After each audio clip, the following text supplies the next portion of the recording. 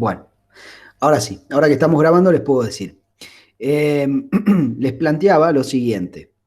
Les planteaba que en la lectura que vamos a ir haciendo, eh, que es una lectura, ustedes se habrán dado cuenta que tiene su complejidad, tiene sus múltiples referencias, más que nada, porque el texto de Alba Flessler está citando a Freud, ¿sí? A la obra de Freud cita, así como también veremos, cita algunos conceptos de Lacan, ¿no? En esa página que yo les dije, creo que la página 12, no sé si les puse que presten especial atención a la página 11 y 12, eh, pero bueno, no importa, se los digo ahora. Eh, esa lectura, digamos, es una lectura intrincada, o sea que todo el tiempo nos manda referencias, ¿sí? Pero no se asusten porque esa lectura que hacemos, ¿no? Esa lectura que hacemos nos va a ir sirviendo, o lo vamos a ir haciendo de una manera un poco más detallada y más guiada, ¿sí? A esa lectura. Entonces, desde ese punto de vista, no les voy a dar ese texto, digamos, o esos teóricos que, a ver, los teóricos eran fácil de leer porque estaban coloquialmente, habla coloquialmente, es un teórico desgrabado, no es alguien que escribió algo. ¿Sí? En cambio, acá estamos hablando de alguien que escribió, ¿sí? Escribió y tiene una complejidad teórica mucho mayor el escrito que un teórico transcribido. Transcripto, perdón, transcribido, qué animal. Bien, eh, entonces, lo que vamos a hacer nosotros es tratar de ir entendiendo, de ir leyendo y de ir entendiendo eso y de ir interpretando. ¿Sí? Obvio que no alcanza con eso, por eso yo les decía, tenemos otros teóricos que nos sirven de apoyatura, tenemos el diccionario que también nos sirve de apoyatura, que también es específico y también es complejo, pero también tienen al profesor, que les va a ir indicando y señalando que por ahí es más importante y en esta lectura ir guiando bastante más, pero no desestimando, digamos, la participación de ustedes en esto, ¿sí? Que era lo que yo les decía en la clase pasada.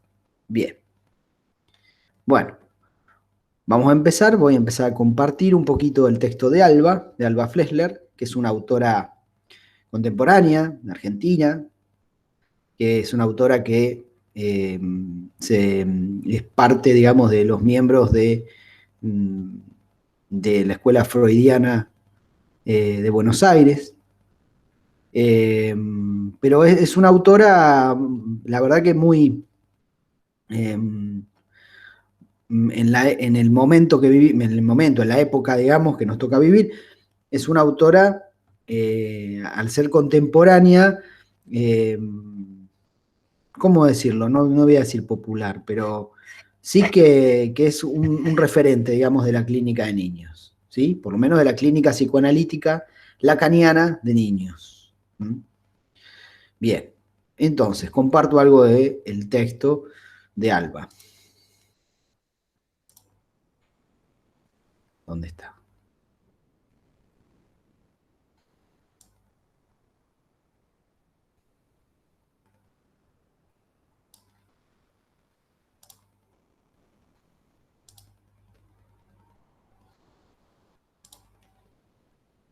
Un segundo.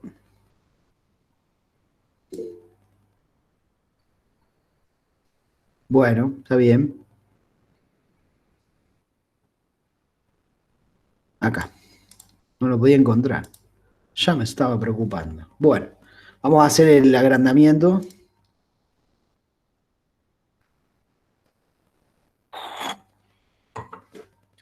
El zoom, ¿no? No el agrandamiento. Qué poco lenguaje de la época. Bien.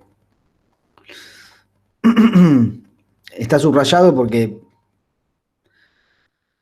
lo subrayé yo. Bien. Yo les voy a ir leyendo y voy a ir tratando de explicar un poco, ¿sí? Eh, si a ustedes se les ocurre algo o quieren hacer algún tipo de intervención, simplemente la hacen ¿sí? Yo no estoy viéndolos no estoy viéndolos porque voy a estar leyendo de la página, así que hablen directamente, no levanten ni manito, ni hablen directamente. Bien, empezamos con este texto, ¿sí? Que, como les decía, tiene referencias de Freud, ¿sí? Tiene referencias a la obra de Freud y a la obra de Lacan. Bien. Y vamos a empezar a trabajar, obviamente el tema, que es necesario mencionarlo, es el tema de la constitución subjetiva, ¿sí? Para eso vamos a entrar en lo que es los fundamentos del psicoanálisis lacaniano, digamos, con niños, pero eso, como Lacan se toma de Freud, Alba se toma de Lacan, y Lacan se toma de Freud, entonces vamos a ir todo el tiempo jugando un poco entre autores y autores, ¿sí? Bien. Entonces, Alba nos dice, ¿no? El capítulo 1 se llama El análisis, el niño en análisis. Dice, un niño llega al consultorio de un analista por las resonancias. Perdón. Tengo que admitir.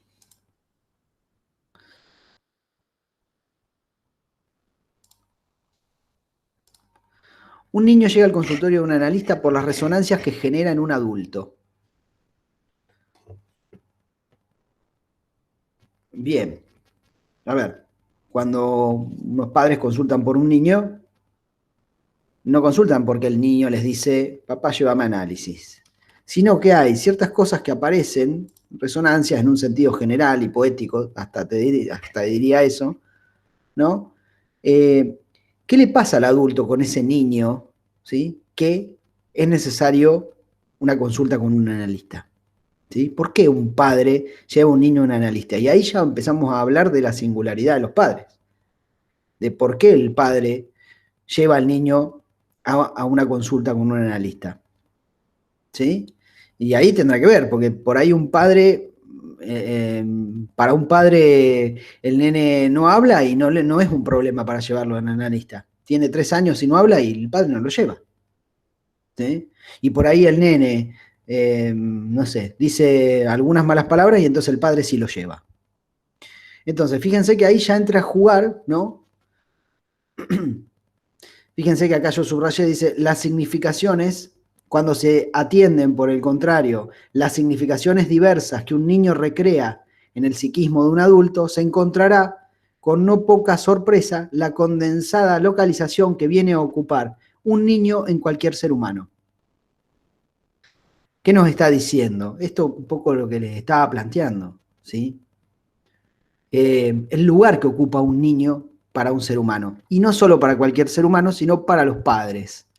Dice, en la mayoría de los casos, y no por razones casuales, sino de estructura, ya veremos de qué habla cuando dice estructura más adelante, quienes consultan por un niño son los padres. En tal situación, y aunque parezca obvio, no siempre lo es, el niño que nos traen es un hijo. Está queriendo decir algo ahí, ¿no? Alba, cuando dice esto, el niño que nos traen no es un niño simplemente, sino que es un hijo. No es lo mismo un niño que un hijo, ¿no? Para las docentes. ¿Qué piensan? No es lo mismo. Puede ser, No. claro, puede ser que la del hijo sea la mirada del padre, no la del niño. Que por eso es llevado a la consulta. ¿Qué diferencia hay entre... A ver, ¿cómo decís, Raquel? ¿Te escuchamos? Yo te escucho un poco bajo, no sé si las compañeras también. Dale, a ver, decilo de vuelta. Puede ser que el niño sea llevado a la consulta, pero no por la mirada propia, sino por la mirada del padre. Sí, porque puede partir de una demanda de los padres, en realidad. Claro, sí. Puede partir de la escuela, es cierto, de alguna institución que marque algo, pero también puede partir pero parte de los padres. Ahí está hablando de los padres. Pero, digo, no es lo mismo lo que se le juega, lo digo en el sentido normal, coloquial, no es lo mismo lo que se te juega a vos con un alumno que lo que se te juega con tu hijo. ¿No? Un hijo pone expectativas o pone ideas desde antes de nacer, ¿no? Desde antes o desde que está durante el embarazo. Y esas expectativas, si no se cumplen, puede ser motivo de consulta. No sé, no habla o no hace lo que a mí me parece que tiene que hacer en esta determinada edad y puede ser motivo de consulta.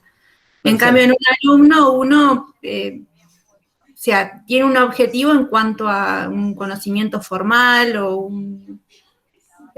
tiene un objetivo sobre ese alumno de enseñarle algo, pero no es la expectativa o el vínculo, sobre todo, con un hijo. Claro. ¿Qué querías decir, Susana? Está perfecto, Claudia. Muy bueno lo que dijiste. Pensaba lo mismo que Claudia, pero como docente se debería de informar. No solamente objetivos en cuanto a que aprenda un contenido, sino poder observar todo el crecimiento del niño. Sí, No solamente está bien, pero aprendizaje. ¿sabes qué pasa? Que igual, por más de que vos te encariñes con tus alumnos y todo eso, que se juegue un vínculo afectivo, transferencia incluso con los alumnos, nunca van a encarnar. La mirada no va a ser la misma, o sea, un hijo No. se lo mira de una manera y al alumno de otra. Sí, se le juegan No cosas. es la misma mirada, nada que ver. Ah, Hay más exactamente. sentimientos con el hijo, hay más amor, Ahí, hay más ahí, vínculo. ahí Lucía nos dice, se juega la subjetividad, sí, se juega la subjetividad del padre, tal cual. Bueno, bien, muy bueno esto que dicen. Muy bien. Muy bien. Volvamos. Bueno,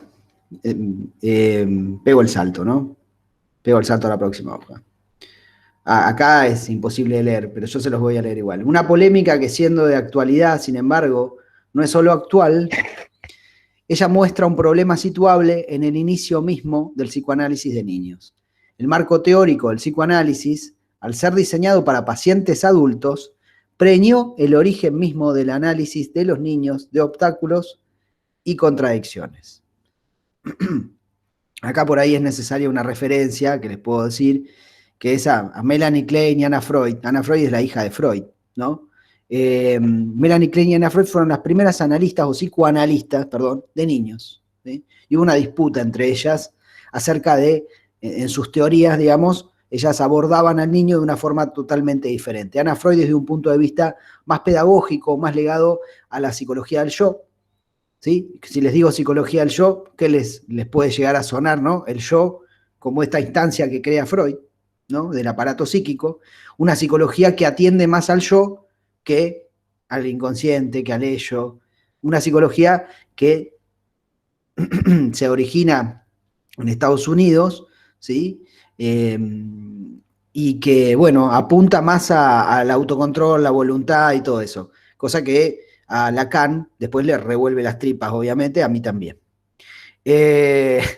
Melanie Klein tiene una postura diferente. Son autoras que por ahí si quieren buscar la referencia la pueden encontrar, ya la vamos a ir viendo, digamos, a estas autoras, pero desde Lacan, ¿no? En retrospectiva. Entonces, hubo una disputa ahí en el análisis de niños, lo que nos está diciendo Alba. Esta disputa es histórica entre la teoría de Melanie Klein y la de Anna Freud. Freud se pronunció por su hija, obviamente, y acá dice algo muy gracioso, dice, Freud nunca dijo ser el padre del psicoanálisis de niños, porque de Freud se dice que es el padre del psicoanálisis, ¿no? Dice, más bien expresó con regocijo que dejaba el niño a su hija. Y no es necesario repetirlo, pero bien sabemos cuánto desaconsejan sus teorías que un padre haga precisamente eso, darle un hijo a su hija, darle un niño a su hija. Es el complejo de Edipo, eso que está, con lo que está jugando y haciendo un chiste un poco Alba Flessler, ¿no? Que justamente el complejo de Edipo es lo que, la prohibición del incesto es lo que trabaja Freud, ¿no? Entonces no tiene que darle el niño a su hija. Bueno, me río yo solo, perdón. Bien. Freud dice, no pinta condiciones alentadoras para lo que es la atención o el tratamiento de niños a partir del método del psicoanálisis. Si bien Freud trabajó con un niño, pero no de manera directa, sino que lo hizo a través de su padre, vía correspondencia, que es un caso que Freud publica, se llama el caso Juanito o Hans, ¿sí? Porque era alemán. Pero bueno, tomando esto, lo que va a decir Freud y lo que está diciendo acá Alba Flessler es que si bien Freud no se pronuncia, no es que dice, bueno, se puede o no se puede analizar niños, sí establece ciertas condiciones para el análisis, ¿no? Y los niños no entrarían, no cumplirían con estas condiciones que nos está planteando, o que plantea Freud, ¿no? Y acá hace el desarrollo de eso. ¿A qué se refiere ella? Dice que los niños, por ejemplo, no está uno frente a la situación que el análisis demanda. O sea, ¿qué lleva a una persona al análisis? ¿No? Hay demanda en el niño, o por lo menos no en un comienzo, salvo un caso muy excepcional, pero generalmente no hay demanda en los niños. ¿Qué significa? Demanda de análisis. ¿Qué es? Demanda es esto, dice, alguien en lo demás, dueño de sí mismo, sufre de un conflicto interior al que por sí solo no puede poner fin. Entonces busca un analista, ¿no? Busca el auxilio de un analista. Eso no pasa con los niños. Porque los niños podemos decir que no son dueños exactamente de sí mismos. Ni tampoco se juega, hay que ver ahí, un conflicto en el interior. Eso lo dice Freud, ¿no? Veremos. Su advertencia al aceptar tratar, por un lado está eso, ¿no? Que el niño no demanda. Y por otro lado, ¿qué hay? La demanda, ¿de dónde viene? ¿Quién demanda? Los padres generalmente, enviados por la escuela, por el juzgado o por alguien, pero demandan los padres. Dice, generalmente los que demandan, si son los padres quienes lo traen, Freud dice, demandan que se cure a su hijo, que es neurótico o indócil. Por hijo sano, los padres, entienden ellos uno que no ocasione dificultades a sus padres y no les provoque sino contento. En suma, no es indiferente que un individuo llegue al análisis por anhelo propio o lo haga porque otros lo llevaron. ¿Sí? Está planteando eso Freud. Y Alba lo toma, ¿no? Dice esto.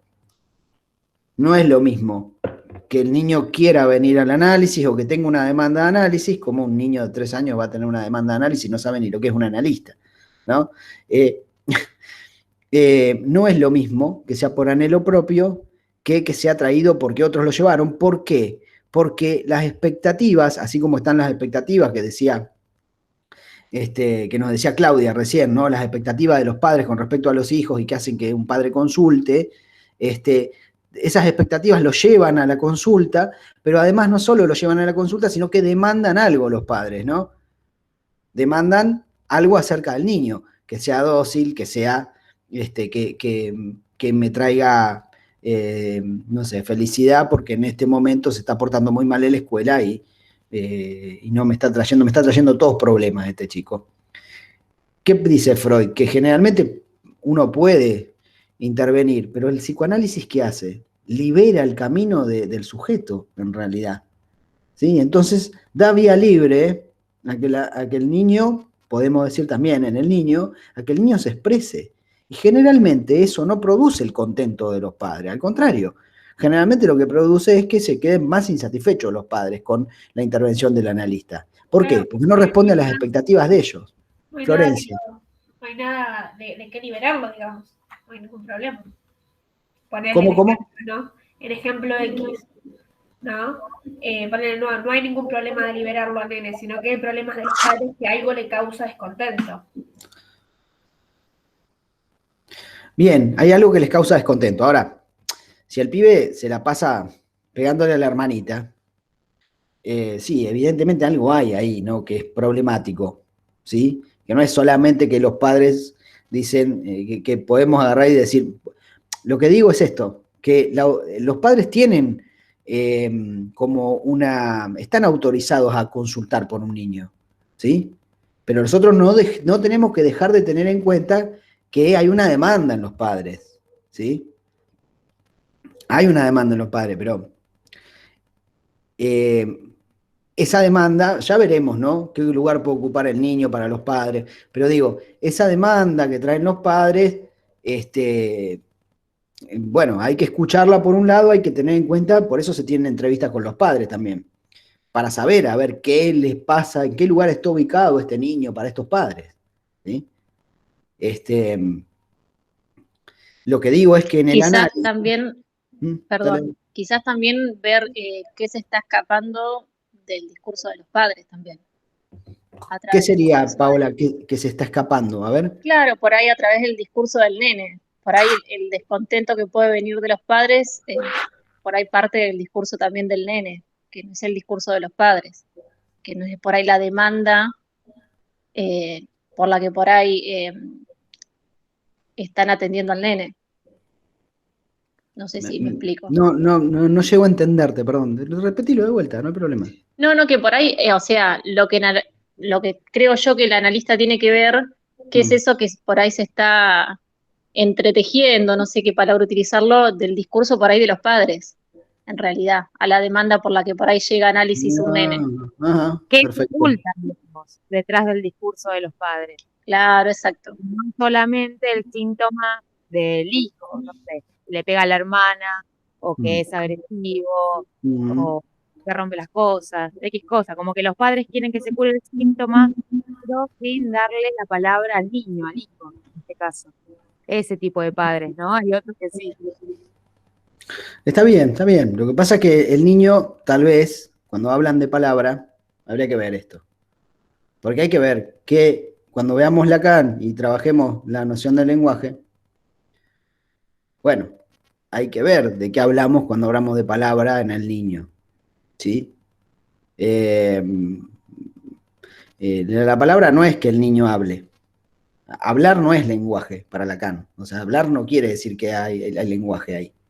Lo que le estoy diciendo es que nos tenemos que meter un poco más en eso. Lo vamos a hacer tal vez dentro de 2 clases con el concepto que maneja Lacan de lo que es el lenguaje, ¿sí? Y vuelvo a decirles, tal vez, esto se los digo de una cuestión más, no está en el libro, o por ahí sí en algún lugar, pero digo, la palabra en el niño no tiene el mismo valor que en el adulto.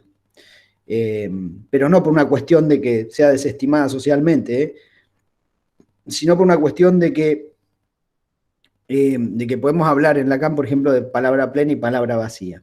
Y la palabra plena es la palabra que tiene que ver con el inconsciente, ¿sí? Entonces, ahí es un tema a tratar, ¿no? Porque los niños pueden ser hablados también. ¿Qué quiere decir eso? Que cuando un niño es hablado, repite lo que le dicen que tiene que decir o lo que dicen los padres.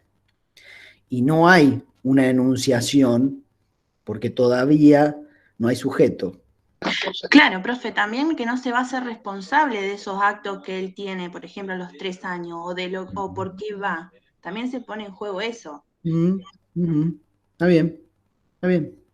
Entonces, cuando se habla de discurso, bueno, veamos a ver de qué estamos, qué queremos decir con eso, ¿no? ¿Qué concepto manejamos? Por eso digo, es un tema para, lo agendamos a esto, tiqui tiqui, y lo volvemos a trabajar en el momento en que trabajemos la noción de lenguaje para Lacan, ¿no? Bien. Sí hay algo ahí que está muy bien que están planteando, que es la cuestión de que la demanda que puede llegar a, digamos, de la demanda de los padres, digamos, ubica algo, ¿sí? De un trastorno o de algo que le pasa al niño, un síntoma o lo que sea, que les hace ruido a ellos, ¿no? Que desde su subjetividad, como decía Lucía hoy, que lo recortan a eso, ¿no? Y que para ellos es un problema. Para ahí, para otros padres, eso no es un problema. ¿Mm? Bien. Sigo con Alba. Acá lo que se está planteando es la cuestión de si los niños pueden ser tratados analíticamente, ¿sí? Lo que plantea Alba. Y lo que va a desarrollar ella, digamos, es que el niño representa un problema, ¿sí? Un problema para el psicoanálisis. Es un problema porque, ¿desde qué lado de problema? A ver.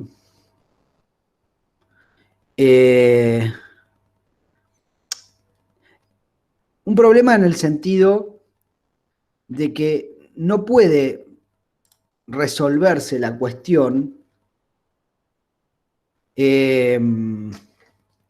diciendo, bueno, un niño es analizable o no es analizable. Ahí hay que plantearlo de otra manera, dice, al problema, ¿sí? Eso es lo que les dice cuando está hablando de si un problema puede ser imaginario o real, ¿sí? En un problema que se trata de, ahí está tomando categorías de Lacan, simbólico, imaginario y real, son 3 dimensiones que toma Lacan para hablar de la experiencia psicoanalítica. Por eso está medio cifrado eso, no se entiende bien cuando dice por qué un problema es imaginario, por qué un problema es real. Bueno, se lo van a entender más adelante.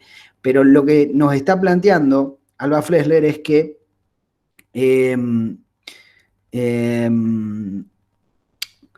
digamos,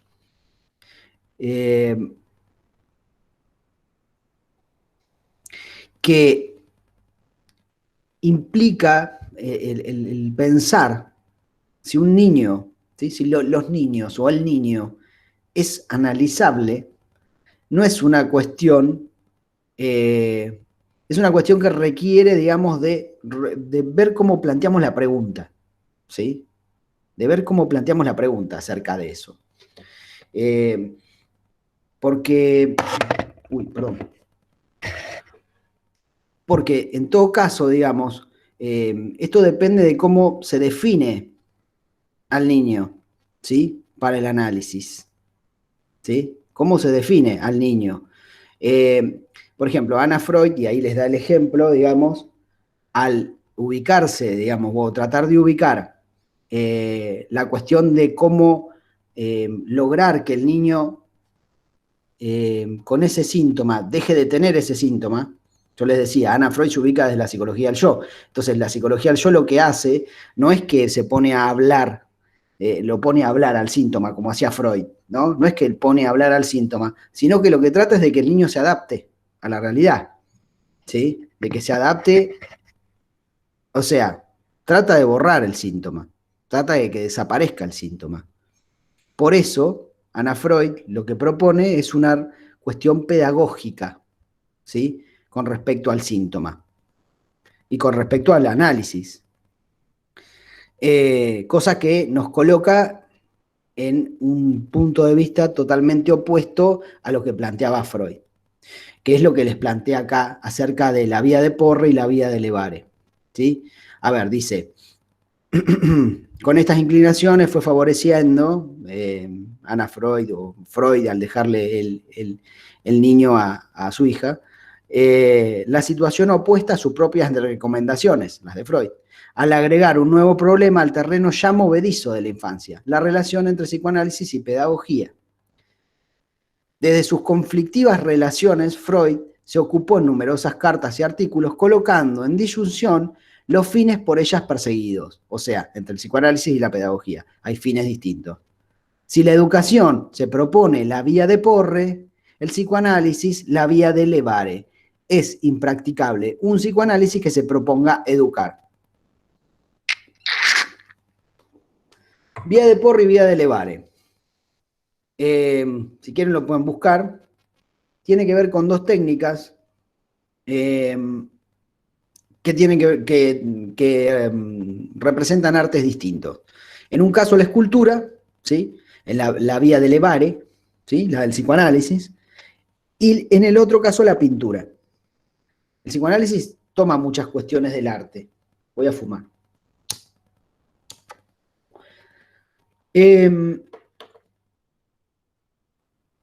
Son técnicas diferentes, la de la pintura y la de la escultura. ¿Por qué?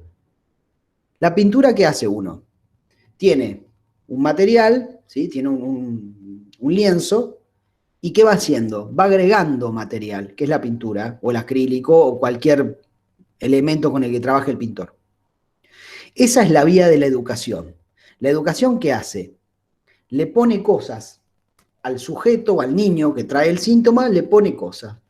Es como decir esto de, bueno, vos te tenés que portar bien, porque si te portás bien, mamá, porque así sos buen compañerito y a vos no te gustaría que a vos te peguen, entonces lo que le pasa a tu hermana, vos le pegás a tu hermana o a tus compañeros y entonces vos no tenés que hacerlo a esto porque si no ellos también te pueden pegar y cualquier tipo de artilugio así que deposita cosas, que le va poniendo cosas, moral, lo que quieran, ¿no? Esa es la vía de Porre, es la vía de la pedagogía enseña, ¿no? La vía de Levare, que es la de la escultura, es diferente. En la escultura, uno no coloca cosas. A ver, los escultores veían un mármol, veían una piedra, ¿y qué hacían? Veían en esa piedra lo que iban a esculpir. ¿Y qué hacían? No le agregaban cosas. La técnica de la escultura es ir sacándole. ¿No? ¿Cómo? Lo moldea. Lo moldea. Moldear el mármol es complicado. Le va sacando. Bueno, sí, digamos, pero toma la misma... la pintura le pone, pero digamos, en ese caso, lo que tiene, digamos, lo hace a su modo, digamos. ¿Sería una cosa así? No, en la pintura lo que vos haces es agregarle, al lienzo le agregás cosas, ¿sí? Le vas agregando acrílico y vas armando la pintura. La obra de arte se constituye pero poniéndole cosas, como la educación, le pones cosas al niño. Y el análisis también puede funcionar educando, ¿sí? El análisis de Ana Freud.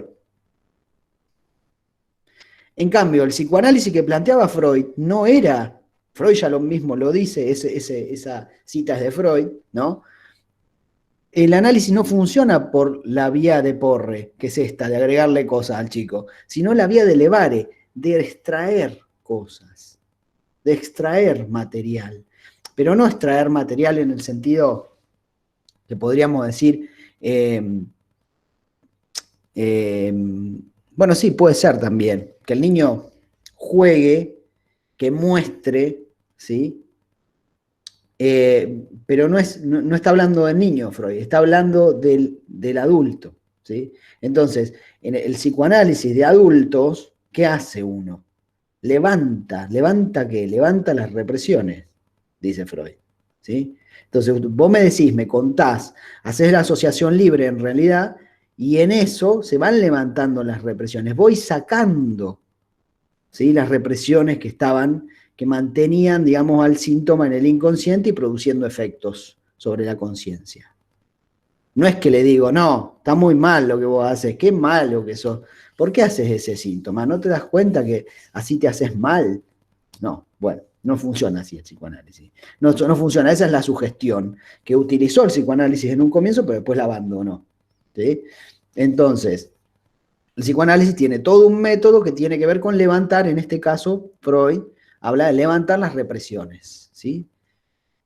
Bien, entonces son formas diferentes. En un psicoanálisis no se educa, no hay educación. Lo veíamos en la clase pasada cuando decíamos, bueno, ¿qué pasa con las sublimaciones? Bueno, no es necesario.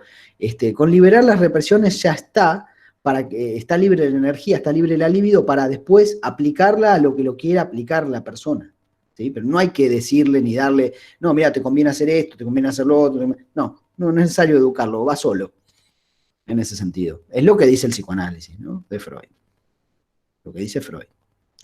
Bien. Entonces, la cuestión más que nada, ¿no? Está en esto, ¿no?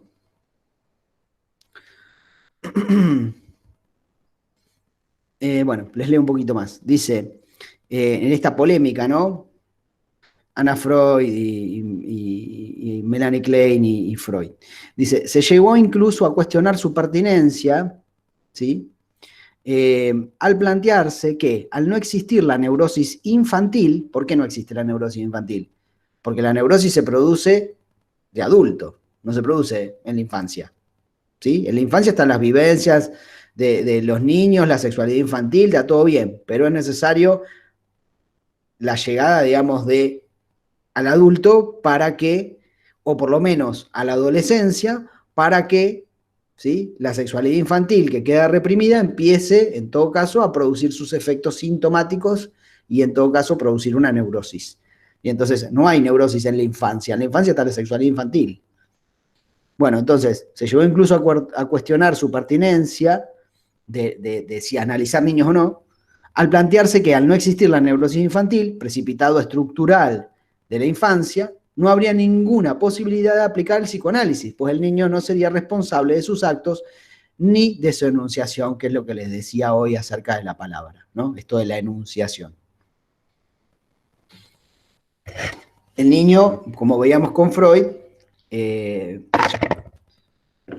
sucede, digamos? No, antes de la aparición del Edipo, por ejemplo, ¿sí?, de la salida del complejo de Edipo, no podés hacerlo responsable, entre comillas, ¿no?, de sus actos. Lo que decía una de las chicas hoy. Dice, con el fin de resolver la necesaria distinción entre un niño y un adulto, las perspectivas evolutivas tradicionales subsumieron la edad cronológica a estratos y etapas de crecimiento. O sea, acá lo que está planteando es, bueno, pero ¿y qué es un niño? ¿No? ¿Qué es un niño? Bueno, forma de pensar qué es un niño, de definir qué es un niño, las perspectivas evolutivas. Las psicologías que ustedes tienen también, psicología del desarrollo, del aprendizaje, trabajan concepciones, si bien se toman del psicoanálisis, verán que al psicoanálisis de Freud, no sé cómo lo darán las chicas, pero hay que tener mucho cuidado, porque generalmente se plantea al psicoanálisis freudiano como una perspectiva evolutiva. Fase oral, fase anal, fase tanto. Y no es una cuestión de evolución, por lo menos en esta lectura de Alba Fressler, tomando algo de lo de Lacan, no es una cuestión evolutiva, la del psicoanálisis. Dice, las perspectivas evolutivas tradicionales subsumieron la edad cronológica a estratos y etapas de crecimiento desplegados en progresión espontánea. A partir de estos estratos se promovieron técnicas con las cuales abordar las diferencias de cada tiempo de la infancia. ¿Sí? Para tales niños, es como los juguetes didácticos, ¿no? Para tales niños, tal tipo de técnicas. Para tal otro, de técnica de análisis, Para tales otros, tal tipo de técnica.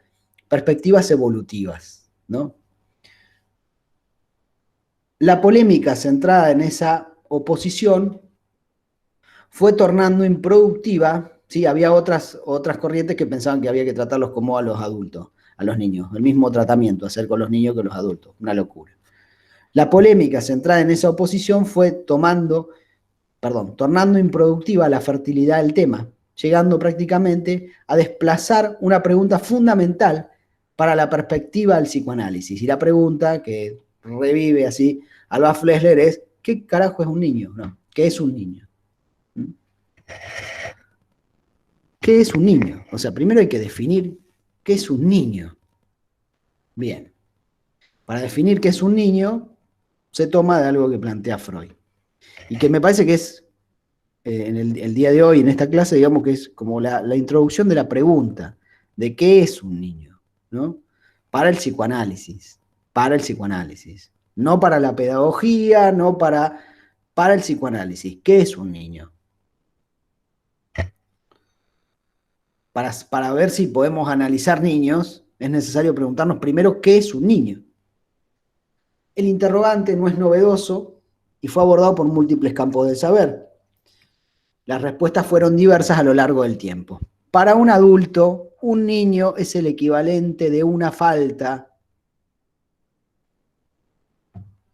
Ningún niño llega al mundo si no le hace falta a alguien. Freud lo escribió con un signo igual en su serie de equivalencias simbólicas. También, bueno, a ver, hasta ahí. Para un adulto, un niño es el equivalente de una falta. Si quieren, sin recurrir al diccionario, podemos pensarlo en Freud. ¿Y qué decía Freud? Freud planteaba, no sé si lo llegamos a ver con tanto detalle, pero planteaba que había una ecuación en la mujer a partir del complejo de Edipo, en donde la niña espera un hijo del padre y después pasa a esperar, desestima la posibilidad de que sea el padre el que le dé el hijo y empieza a buscar un hijo. Pero esto se da a partir del complejo de castración. ¿Y qué dice Freud? ¿A qué hace equivaler el niño? Al falo. Vuelvo a decirlo, lo hace equivaler al falo. Freud dice ecuación niño por falo, o falo por niño. El falo en el sentido de la castración en Freud, ¿no? Recuerdan que en Freud la etapa fálica, ¿sí? O la fase fálica, vamos a decir así, es una fase en donde la oposición en relación a la sexualidad es entre fálico o castrado. Es el momento en donde el niño especula y piensa que todos los seres del mundo tienen falo y después, cuando empieza a constatar que no es así, aparece la efectividad de la amenaza de castración. La amenaza de castración es esta que prohíbe el incesto, ¿no? Y que alguien, supuestamente, dice Freud, míticamente se la profiere y le dice, si te seguís tocando, si seguís queriendo estar con tu mamá, te vamos a cortar el pito. Entonces, ahí, en ese universo, digamos, tanto para el niño como para la niña, la oposición es tengo, no tengo. O sea, soy fálico, tengo falo, o soy castrado. ¿Sí? La niña en algún punto, lo vimos en la sexualidad femenina, o no con tanto detalle, pero está en el texto, Freud dice hay 3 salidas para la sexualidad femenina, también lo están en los teóricos esto. Una de esas salidas tiene que ver con ubicarse como castrada, pero a la vez seguir anhelando el falo. ¿Cómo le llega al final el falo? A partir de un hijo. Ningún niño llega al mundo si no le hace falta a alguien. ¿Sí? Es una postura un poco fuerte esta, ¿no? ¿Por qué? Nosotros podemos pensar lo siguiente. ¿Cuántos niños nacen y no ocuparon el lugar ese de venir a llenar, digamos, esa falta, ¿sí? Que en definitiva igual la falta se relaciona al deseo, ¿no? Entonces, ¿qué deseo de un hijo hay? En muchos casos no hay deseo de un hijo, ¿sí? De un niño. Pero, acá está el tema, no se trata del nacimiento biológico del niño, sino de que se habla de un niño, ¿sí? En relación primero a que a alguien le hizo falta ese niño, ¿sí? Le hizo falta, le hace falta, ¿sí? A alguien. Esto es importante porque Freud nos está hablando acá de equivalencia simbólica, ¿sí? Esto de niño por falo, ¿sí? Está hablando del deseo de la madre acá.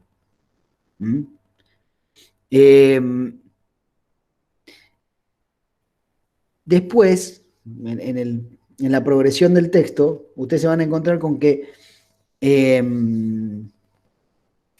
bueno, a ver si lo puedo encontrar, y lo vemos directamente en el texto. No es lo mismo vivir que existir. La vida del sujeto se juega en la existencia, y bien sabemos que no es lo mismo vivir que existir. ¿Qué les está diciendo ahí? Esto, que una cosa es vivir, que es del orden de lo biológico, puede nacer un niño, pero un niño no existe si no es a partir de la falta de alguien, si no se trata del deseo, ¿sí? Si no hay un deseo en juego de ese niño, ¿sí? Si no es un viviente, no es un niño.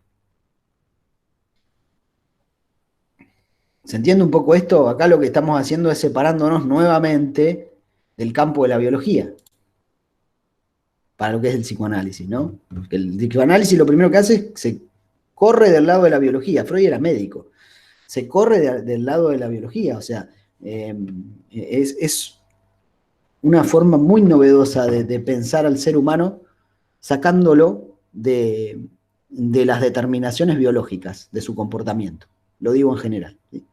No, o sea, por qué se comporta el humano como se comporta no responde a razones biológicas, ni orgánicas. Ya veremos. Desde el comienzo nomás, ¿no? Porque estamos hablando de que nace un niño, pero ese niño, de alguna manera, nace un viviente, de ese viviente se arma un niño si hay alguien ahí que pone en juego su deseo, si a alguien le falta. Si no, no es niño, es un viviente. Podemos tomar, por ejemplo, las cuestiones del salvajismo, no sé si escucharon hablar de Peter el Salvaje o de Aveirón, ¿cómo se llamaba? Víctor de Aveirón. Son ejemplos de niños que son el comienzo, por ejemplo, de la educación especial, ¿no? Y son niños, casos de salvajismo, o sea, niños que fueron abandonados, ¿sí? Que no hubo un otro ahí, que ponele, jugar a su deseo con ese niño, que le faltara a alguien, bueno, claro, exactamente, algo del reconocimiento por orden del deseo, del narcisismo, desde ese lado. Bien. Bueno. Entonces, para ver esto de la falta podemos, ya está, lo vemos a partir de esto, si quieren recurran al diccionario, el diccionario les va a hacer como una cuestión un poco más amplia, va a trabajar el diccionario de psicoanálisis que les di. Uy, ya, yo lo tenía abierto, a ver.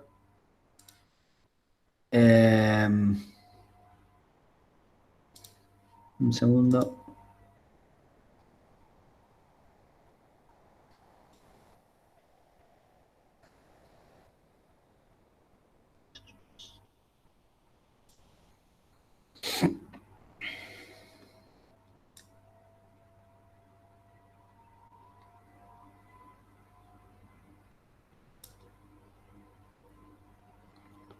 Falta.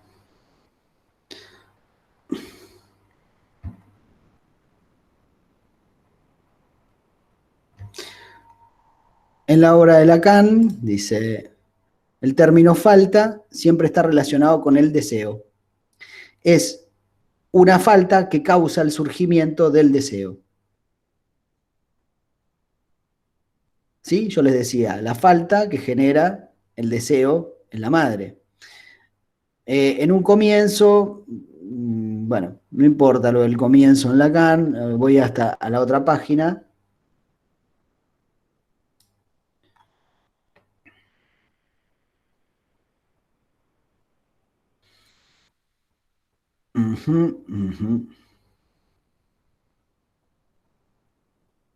Bien, y voy a esta parte. Dice, en 1957, cuando Lacan introduce el símbolo algebraico del otro barrado, la falta pasa a designar la falta de un significante en el otro. Aparece el símbolo SA tachado para designar el significante de la falta en el otro.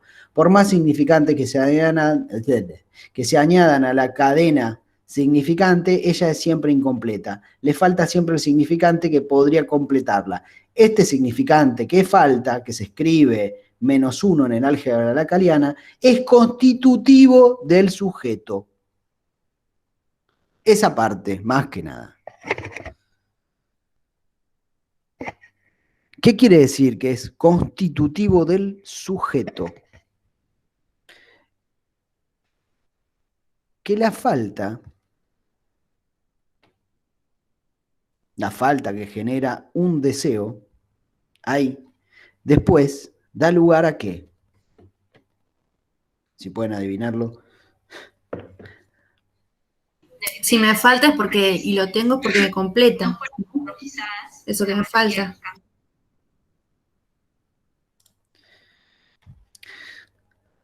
Muy buena lectura.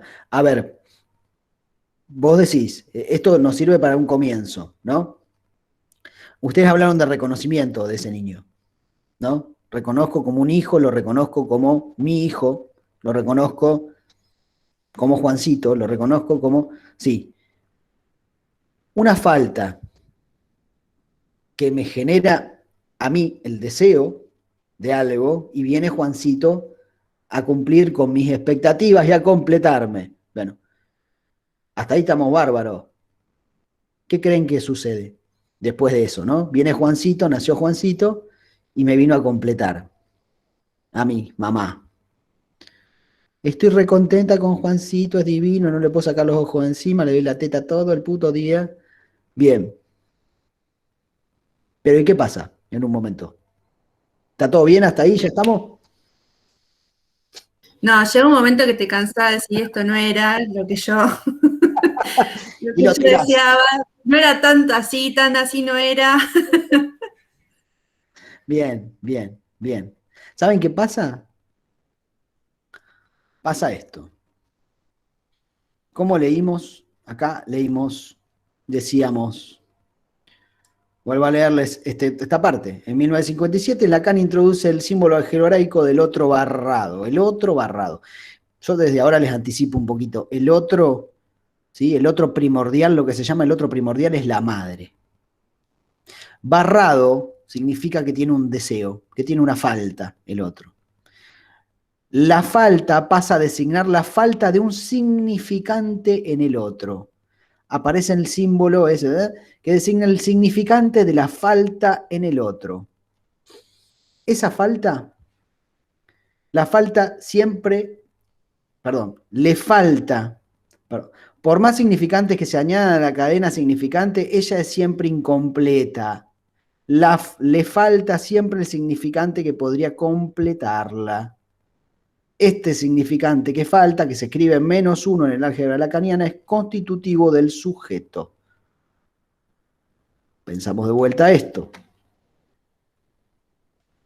Siempre es incompleto. O sea que si hablamos de una falta, estamos hablando, ya lo veremos en la clase que viene, pero si hablamos de una falta, está hablando de una falta estructural. Que siempre algo falta, por eso -1. ¿Sí? El significante, hay un significante que falta, dice, en el otro. Hay un significante que falta. Lo que nos está hablando es de que hay un otro que es incompleto por estructura. ¿Qué quiere decir eso? Que como la falta siempre va a estar y se va a reeditar la falta en el otro. Cuando digo el otro es, sí, el -1. A ver, el -1, ojo, porque en la psicosis, Yo lo hablo desde el álgebra matemático, ¿no? No el de Lacan. bueno, pero lo toma desde ahí Lacan, no lo toma, no lo inventó él, lo toma del álgebra. Digo, a ver, en la neurosis, ¿sí? Estamos hablando de que sí, de que se juega ese -1. Es constitutivo del sujeto. ¿Qué pasa en la psicosis? El -1 no se da. El -1 no se da. Hay un significante, dice que falta. ¿Cuál es el significante que falta? Es ese significante que vendría, de alguna manera, ¿sí? A ubicar al sujeto ahí, como un significante, ¿sí? Bueno, eso lo vamos a ver un poco más adelante, no quiero embrollarla con esto. A ver, estamos hablando de una falta y de que esa falta, gracias a que está esa falta, se puede después constituir al sujeto. Gracias a que aparece esa falta. En el ejemplo que traíamos es esto. La falta siempre es estructural. Eso quiere decir que la madre, por más de que el niño venga y colme, llega un momento en que no es exactamente eso que le falta a la madre y se reedita nuevamente la falta. O sea, eso quiere decir que tengo a mi niño divino, hermoso, que esto, que el otro, pero en un momento me hinchó las pelotas y quiero ponerme a ver la novela. ¿Me entendés? ¿Qué genera? Genera un deseo de otra cosa, además del niño. ¿Sí? Eso no quiere decir que uno lo tire a la basura al niño, obviamente que no, porque hay un montón de otras cosas que se juegan en ese niño, ¿no? Pero si hablamos de falta, estamos hablando de esto. ¿Sí? Ahora, el niño viene a ocupar ese lugar en un comienzo, ¿sí?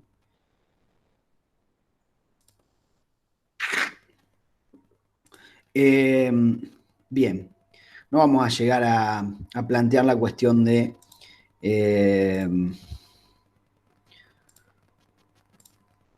sigo con Alba un poquito. Escucha.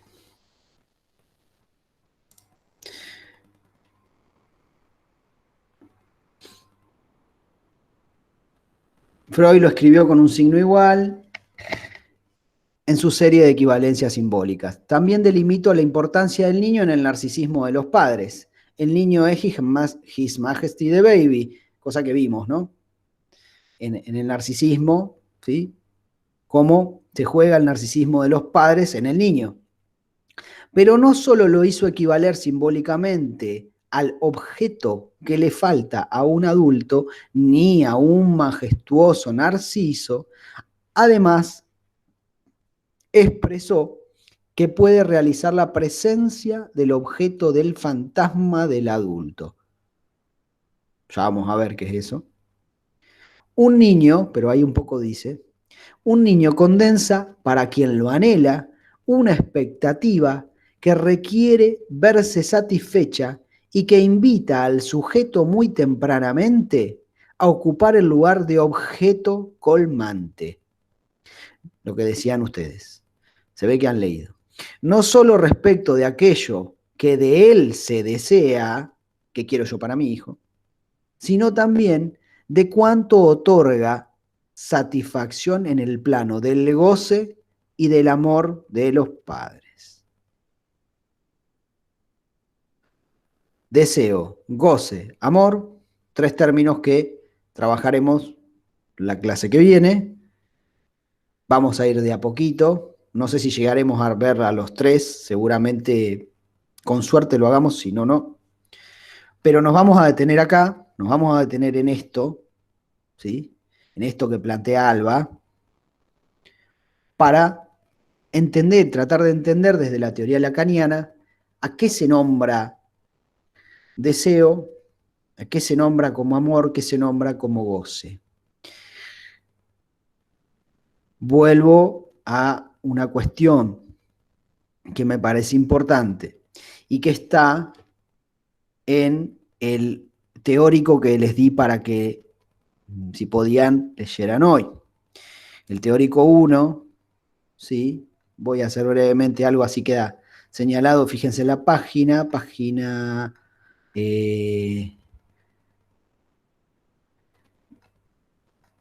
2, les va a hablar un poco del contexto y de qué es lo que hace Lacan. No es lo que estoy buscando en este momento, eso. ¿Qué es lo que hace Lacan? ¿Cómo trabaja? ¿Contra quién se opone? Contra la psicología del yo, contra la escuela kleiniana por otro lado, bla, bla, bla, bla, bla, bla. Pero en un momento, y que no lo encuentro, no, ¿por qué? ¿Por qué no lo encuentro? Bueno, en algún punto del teórico, que no lo puedo encontrar en este momento, sí, acá no, así. No. Bueno, en algún punto, lo que les va a plantear Lacan, lean las primeras 5 páginas que seguramente se lo van a encontrar, que el centro de la lectura que él hace... acá. Él lo que va a decir es que uno de los conceptos más importantes de Freud y que atraviesa toda su obra es el concepto de deseo. De deseo. ¿Se acuerdan que nosotros lo vimos a partir de la interpretación de los sueños? Si no se lo acuerdan, se los recuerdo. Lo vimos a partir de la interpretación de los sueños. En ese capítulo, Freud nos hablaba de el deseo y de lo indestructible que es el deseo para el ser humano y que nos separa, ¿sí?, de el reino animal, ¿no? Porque en el reino animal se habla de necesidad, no de deseo. En cambio, el deseo, si ustedes... Es algo, yo les decía, ¿no? Lo hemos visto así. Es el resto que no se puede satisfacer. ¿sí? En la actividad sexual, decía Freud. ¿A qué le suena este resto que no se puede satisfacer? ¿A qué concepto que vimos recién le suena?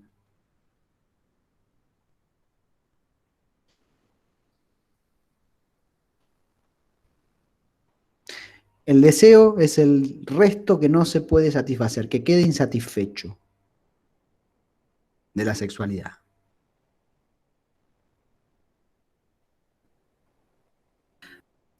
Lo que hablaba recién de la falta. No, exacto. Eso, la falta. ¿Sí? Entonces, fíjense que deseo y falta están ahí jugando. ¿Qué es lo que les decía hoy? Los conceptos lacanianos se relacionan uno con otro en una estructura que es difícil hablar de un concepto sin empezar a hablar de los otros. Entonces eso lo vamos a padecer y en la medida en que lo podamos ir entendiendo lo vamos a disfrutar, pero primero lo vamos a padecer bastante. La clase que viene, justamente, lo que vamos a trabajar es la experiencia de satisfacción y el dolor. Y cómo eso se anuda a... Les decía, la clase que viene vamos a ver lo que es la experiencia de satisfacción, esa que dice Freud, que esa vivencia de satisfacción de la que nos habla Freud en la interpretación de los sueños, ¿sí? Esa vivencia de satisfacción que quiera revivirse, pero también la experiencia del dolor, que es cuando nos encontramos con que eso no se puede revivir. Bueno, eso tiene que ver y va a ser el comienzo, digamos, de lo que va a desarrollar Rabinovich en los teóricos. Son 3 teóricos que les voy a dar, vamos a ver hasta dónde llegamos, ¿sí? Pero es para tratar de situar la noción de deseo nada más, ¿sí? De deseo, solamente la noción de deseo en psicoanálisis, que es muy importante, porque dentro de los contenidos que tenemos en la materia, uno de esos contenidos se denomina, se llama el sujeto deseante, ¿sí? Pero ¿qué es el sujeto deseante? Bien claramente desde la noción psicoanalítica lacaniana, ¿sí? Ese sujeto deseante, bueno, ya vamos a llegar a ese sujeto deseante. Primero tenemos que ver qué es el deseo. ¿Qué es el deseo? ¿Qué es el amor? ¿Qué es el goce? Pero bueno, para eso hay que tratar de seguir el recorrido de Lacan, cosa que vamos a tratar de hacer a partir de los teóricos. Vamos a frenar acá la lectura de Alba, vamos a quedarnos ahí en ese objeto de deseo, ¿sí? Vamos a tratar de sostenerlo, y bueno, les pido paciencia, y la clase que viene vamos a meternos más con Lacan, leído por Rabinovich, ¿no? Por Diana Rabinovich. Bueno, espero no haberlas mareado, y si se marearon, vuelven a la clase y, ¿sí? Toman apunte de qué fuimos viendo, qué texto que sí, qué no, qué partecita, qué otra partecita. Bueno, no se desesperen, no traten de entender todo, porque, como decíamos la clase pasada, y como pasa con el psicoanálisis, a veces las cosas no se entienden y hay que esperar, ¿sí? Para que después retroactivamente podamos llegar a entender lo que vimos en un comienzo. Bueno, así que no se desesperen. Seguimos la clase próxima. Voy a tratar de corregir los trabajos, eso es una incógnita para mí. No sé cuándo voy a poder hacerlo, pero en algún momento lo voy a hacer. Bueno, las despido. Cuídense. Y seguimos la clase que viene, ¿eh? Gracias, buenas noches. Bueno, chau, vayan a comer. Gracias, chau. Otra clase. Bueno, profe, gracias, adiós. Gracias a ustedes por estar. Chau.